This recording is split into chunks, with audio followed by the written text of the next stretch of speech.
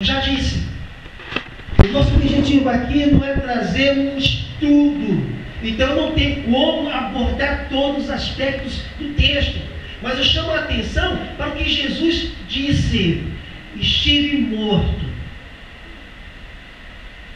mas eu revivi, voltei à vida.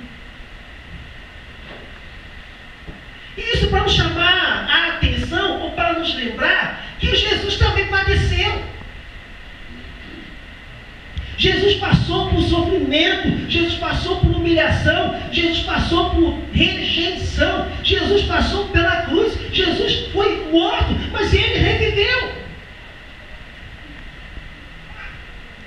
Portanto, o que Jesus revelou aqui nesse primeiro momento, a igreja de Esmirna, era para fundamentar a mensagem de encorajamento que ele tinha para aquela igreja. O que eu estou falando, eu já passei. Quando Jesus disse: no mundo tereis tribulações, é porque ele também passou por tribulações. Não é só eu, não é só você, Jesus também passou por isso. E Jesus quer uma igreja segura, uma igreja firme, uma igreja persistente, uma igreja corajosa, uma igreja perseverante, mesmo na tribulação. Eu conheço o que é o sofrimento, porque eu também passei pela morte, mas eu venci. E o que a igreja precisa compreender é que em Cristo a igreja é sempre vitoriosa, mesmo na morte. A propósito, a promessa que Jesus tem para essa igreja, no último versículo que estivemos lendo, é algo relacionado à vida eterna. Então, mesmo quando a igreja padece, mesmo quando a igreja sofre, mesmo quando a igreja passa por inúmeras provações, a igreja do Senhor é sempre vitoriosa. Vejamos que Jesus disse no versículo 9: conheço as tuas tribulações. Irmãos, alguém só pode conhecer a tribulação do outro se também passar por tribulação.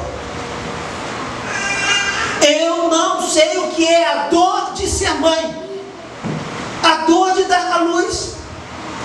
Eu nunca passei por isso. Aí só pode imaginar alguma coisa, né? Vai dizer que conhece. Eu não sei, por exemplo, o que é o frio de 30 graus, porque eu nunca passei por um lugar assim. Quando Jesus disse: conheço as tuas tribulações, Jesus está dizendo: olha, eu já passei por tudo isso, eu já tive essa experiência. E essa verdade deve ser um renovo para a nossa fé. Olha, de um modo muito prático, eu quero deixar aqui para você. Jesus conhece o seu sofrimento, Jesus conhece a sua dor, Jesus conhece a sua prova, Jesus conhece a sua luta. Ele poderia evitar tudo isso, mas ele permite. E sabe por que ele permite? Sabe por que ele permite? Porque ele sabe que a sua igreja vencerá.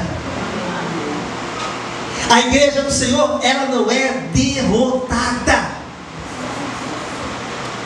A igreja do Senhor, na verdade, nem ameaçada ela é.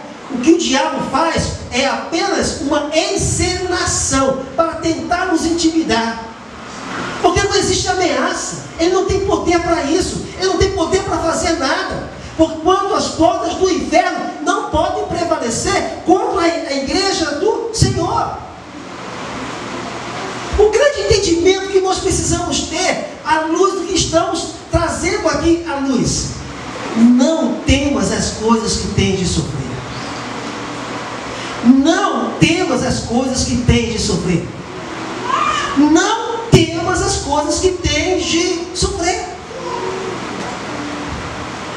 Eu estava escutando uma mensagem de Joyce Meyer. Ela compartilhando que certa vez estava conversando com uma irmã. Essa irmã, grávida, estava para dar à luz. Então essa irmã disse: eu estou com medo. Eu estou com medo da dor. Aí a pastora, então, Joacimar, respondeu para ela: e é fácil de explicar isso. Vai doer mesmo. Vai doer mesmo. É uma questão óbvia. Não tem nem como orar: Senhor, ao dar a luz que não sinta dor alguma. Vai doer, está escrito. Então vai doer. A não ser se passar por um procedimento cirúrgico, né, diferenciado. Se é parto normal, vai doer. Irmãos, a lição aqui para nós é o seguinte: a vida vai doer mesmo.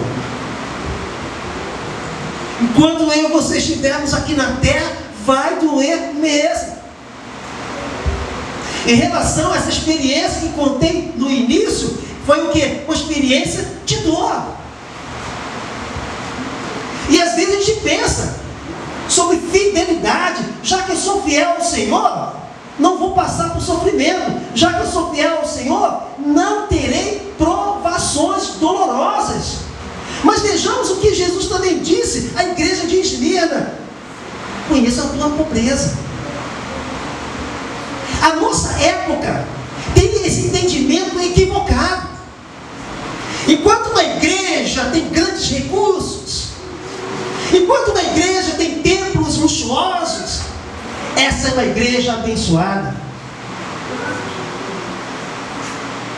Até pode ser, mas nem sempre esse é o verdadeiro significado espiritual. Olha só: conheço a tua tribulação, a tua pobreza, mas tu és rico.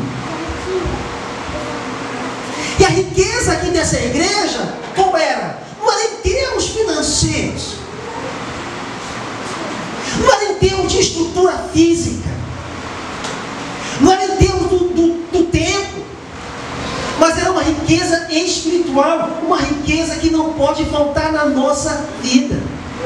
Irmãos, eu estava comentando aqui que nem tudo que reluz é ouro, numa outra ocasião, não foi verdade?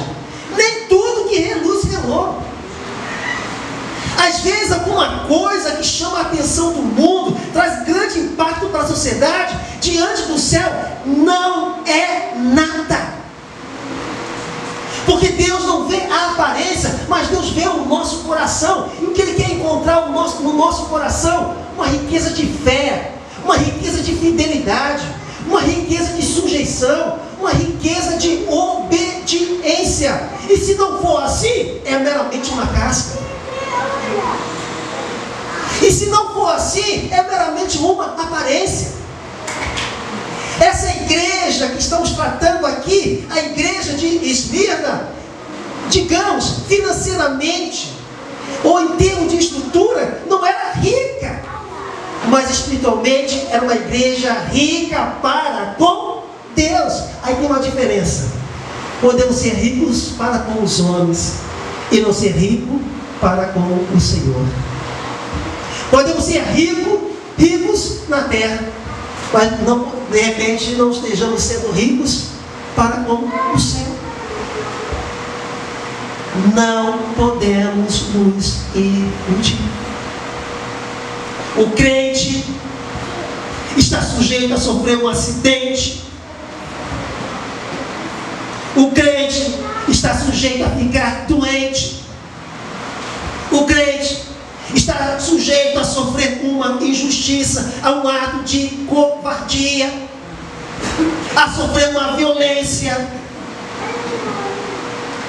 Recentemente foi noticiado a respeito de um ladrão que se aproximou de moto e foi assaltar dois senhores. Quando o ladrão soube que ambos eram crentes, aí desistiram, entregou tudo, entregou celular, entregou carteira. E a gente fica assim maravilhado, né? Que bom seguir o Senhor. Olha só que milagre. Os dois servos do Senhor não foram assaltados. O ladrão resolveu devolver. Uma vez subiu uma bicicleta lá de casa. Para minha surpresa, recentemente alguém falou assim para mim: ô pastor, eu tenho que conversar com o senhor, eu vou te devolver a bicicleta. E a gente fica encantado com histórias assim, a gente não fica encantado? Olha como que Deus é bom. Mas nem sempre é assim, irmãos. Nem sempre acontece assim. O crente padece. Então está escrito: conheço as tuas tribulações, mas conheço também a tua pobreza. Que a nossa riqueza, portanto, seja em termos de fé. Que a nossa riqueza seja em relação ao céu. Que o nosso tesouro maior seja não na caderneta de poupança, mas no nosso coração, em termos do nosso relacionamento com Deus. Amém? Amém. Bem, como disse, não há como tratar de todas as coisas aqui. Mas o texto sagrado nos diz que Jesus ainda conhecia a blasfêmia dos que a si mesmos se declaram judeus e não são, sendo antes sinagoga de Satanás. E aqui eu quero chamar a atenção para algo que é fundamental.